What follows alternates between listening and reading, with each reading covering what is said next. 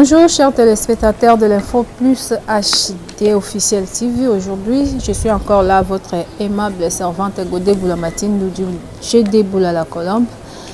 Quand de le bakana cadre toujours y a timolage, y a ba recherche, to lukaka to la population, to la peuple de Dieu, o to lingi batubaye ba mingi.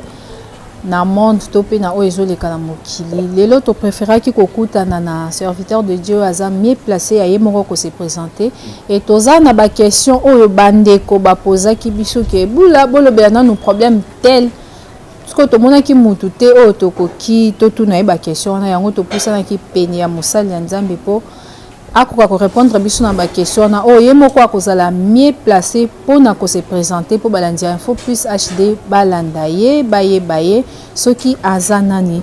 Bonjour Père, si vous pouvez vous présenter pour que balandi Info Plus HD bakoka koyeba. Bonjour maman journaliste, bonjour Nabandeko Balandi. Ngai Père Pascal Mpolo, curé de la paroisse Saint-Adrien Ngaba. Voilà. Merci beaucoup. Je pense que vous comprenez que nous avons devant Père Pascal Polo, Azali Kiré à paroisse Saint-Adrien, ils ont mis bon Ngaba. Père, aujourd'hui, Toye Liboso Nayo pour une question Oyo, ba téléspectateurs, ba Tuna Kibiso. Je pense que mon longo mobimba ou bien monde entier, tous en la période ya carême. Oyo ba Christ Union so ba ebi que tous en a carême. Tolukina nous Toye ba qu'est-ce qu'est carême? Carême vraiment est anime. Carême, depuis Nalinga la Babinyango Carésimo. En fait, c'est une période de 40 jours. 40 jours. Yango et Bandi ou ton Ancien Testament.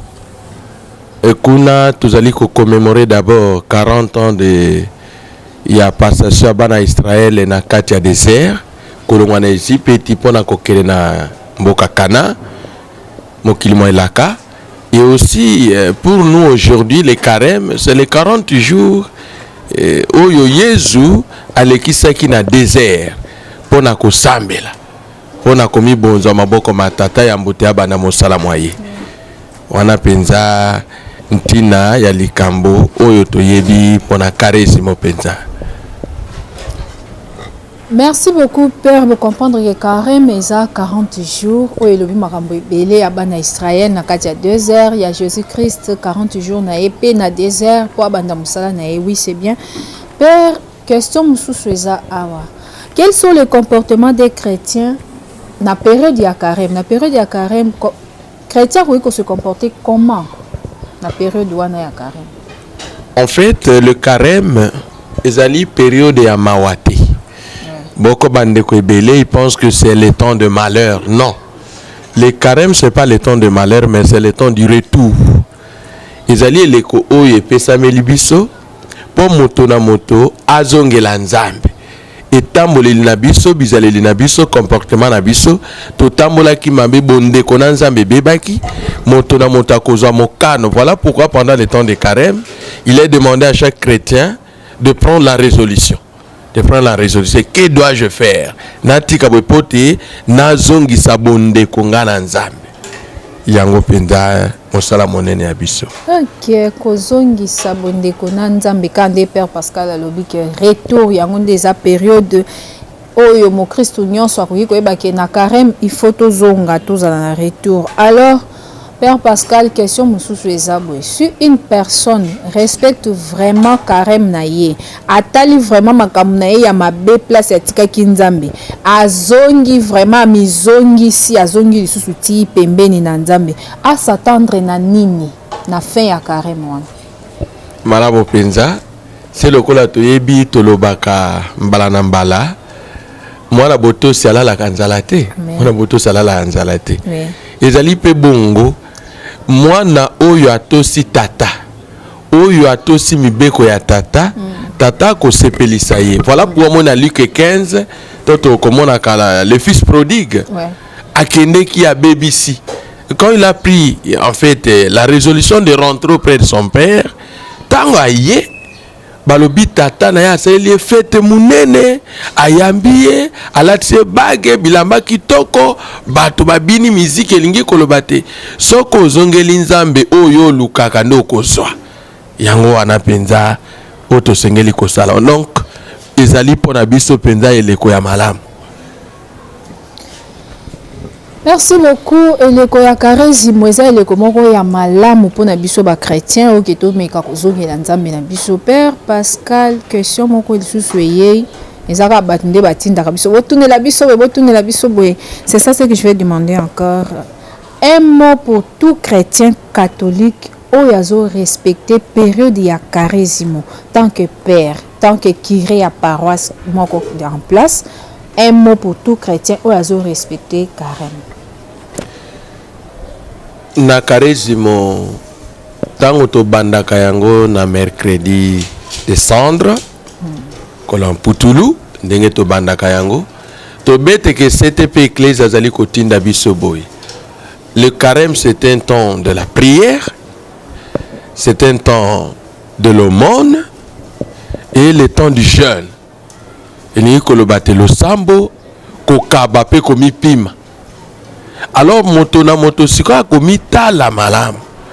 Nini peut-être nazaki na faiblesse na côté à losambo na bane ko sambela mingi te na sambela mbuma ya losambo ezali lisolo ya moto na nzambe awo komi ko sola na nzambe okokuta na nzambe po kozwa ya nzambe tango ozali ko tala moninga akeleli ngana komi ko kabela ye na pesa ye nzambe alingaka oya pesa kabiso totalaka pe baninga ya moni bala ebele biso lelo mokili ezali kokufa ekolo Kongo ezali kokufa pona nini bato ba mosu bazena bozui ba mosu eloko te yango wana bazali ko bete sete ke mon Christ ayeba pe kotala moninga kabela moninga et aussi les jeunes pambate malebele loko na bandaka kolinga mingi na mipima pona bolamu ya moninga. Voilà pourquoi nami yo ki sa pasi po na kufa elongo na Christ pona seko elongo na ye. Wana penza eloko tokosenga na ba Christ ezali te moto la moto abatela mibeko wana misato makonzi to bengi vraiment les piliers du carême ou ba bengi la prière, l'aumône et le jeûne. C'est très important. Yango ndi pe nazali kosenga na bandeko bangai koto sapo ezali mibeko ya nzambe penza. Merci beaucoup Père Noël que lobby jeûne. Jeune métier ba chrétien musu ba kanisa jeune ezaka ke kolia kate. Est-ce qu'on peut changer niveau ya jeune et longo na kolia, ça peut changer à quoi? Ce qui mutu abike bonga na o gêner na o liate. Mais ce qui aliaka a changer jeune, a ko changer suna nini? Jeune auto zali koloba, jeune ezali na lolenge ebele. Oui. Lolenge ayambo penza d'abord jeune ezali pona église catholique bakosenga biso boy. Un jeune moins de 15 ans akoki kosala jeune te pe mokolo oyo aleki simbula 65 likolo kuna akoki pe kosala jeune te. D'abord c'est une précision. Yami balé ezali te jeune ezali bobele ya biloko te. Jeune pe ezali ya makambo ebele, par exemple jeune de parole blessante pa ya bandeko na banaso na lobili lobananga ekomeli moninga lokola to pilipili na motema belisi moninga estomac tension yango pe to sengeli koboya naza maloba mabe naza bizaleli mabe comportement un peu brutal naza la jeune à parole jeune kaka biloko te. Donc ezali na makambo ebe ba posa ebele ona banaka kolula kosala yango ne na koboya pona lokumu ya nzambe. Ah oui. Oui. Ok, merci beaucoup Père Pascal. Toujours qu'il y a un peu dans moi shit, il y a émission à biso ya lelo toujours ta mingité. Père, selon tout, sali réflexion moko ba ebisi biso balobi catholique ya kala na catholique ya lelo est comme différent. Na ebité. Différence en comme bango mo balobi que eza na ba mateya différence côté na ba événement mususu na kala na catholique banda kozala te différence côté na makambo ebele mususu na catholique banda kozala te babi na catholique boso toyoka ka soki au côté église bosambeli tata biso na yambi et si prière comme tel nde batinda ba sujet de prière nde to mona ka des fois ezalaka te et melelo et comment échanger ou et comment bongo pourquoi perso ko yuma ko éclaircir biso. Merci ndeko journaliste na motuna moyo. Batebele ba yebi église catholique côté église catholique et banda utokala c'est depuis longtemps batonde bazali na connaissance approfondie sur l'église. En fait, le premier problème où likambo ya ntina ezali boye, banani bayaki koyebisa biso nsango elamu d'abord tango bayaki awa, ce sont les missionnaires blancs. Ouais. Bautaki bisika na bisika. Ils avaient un problème d'abord il y a langue, pas de maîtrise de la langue, mais aussi bayebaki pe culture na biso te. Liboso à côté ya moto yeba monoko ya lobaka to langue na ye, yeba pe mimeseno miaye. Les us et coutumes. Bato ebele bayebi te tango kokuta na moto yebi malamu te. Oko taper à côté. Voilà pourquoi lelo bomoni te banganga nzambe to bana komona ya mandefu ya pembe wala ozobanga ye mundele siko ekomi bana na biso moko bayebi biso en profondeur, c'est-à-dire likambo nazoloba lingala na yebi yango moi français na ngai donc culture makambo nazoloba avec précision elingi koloba te église catholique changé te yango wana kasi comme ekomi banganga nzambe autochtone bamamelo autochtone o bayebi makambo malamu ya bato bakokanisa te to bungi nzela nzoka nde mama atikalaka se mama akobunga nzela te mama nde akolakisa bana nzela biso makambo nyonso ezali na kati eklezia na biso nakolika te biso to changer te bango nde bato ba changer po biso to ko changeaka te catholique etikali se catholique. Vraiment, na sepeli na réponse ya Père Pascal, catholique et rotikala c'est catholique, maman akozala kaka. Maman, pour maman de mutala kisaka bana nzela. Je pense que Père Pascal tozoko manasuka ya émission na biso ya lelo. Et le comment qu'on lobby parce que toko manasuka mais na ebi qu'on va revenir encore pour to lobby lango vraiment et yamba catholique to bandango penzo bete la biso lisolo na momba parce que c'est vous qui êtes mieux placé pour na ko bete la biso lisolo wana na sepeli makasi penza malgré réponse les gens ont coussé mais ils a vraiment très profonde. Balandia Info Plus HD officiel TV ngai j'ai deboula la colonne na baki na sala nga mosali na bino kande botinda ngai na yaka pe na kindaka na sala comme botinda ki ngai pa Père Pascal Polo le curé de la paroisse ya Saint Adrien na yaki na sololi na sur le carême oyo 40 jours ndenge Père Pascal a expliqué biso. Père Pascal to komi na suka ya émission na biso ya lelo okoki kozanga mwa liloba te même si ko bénir balandi na biso même momoko pona bato nyonso o bazolanda biso.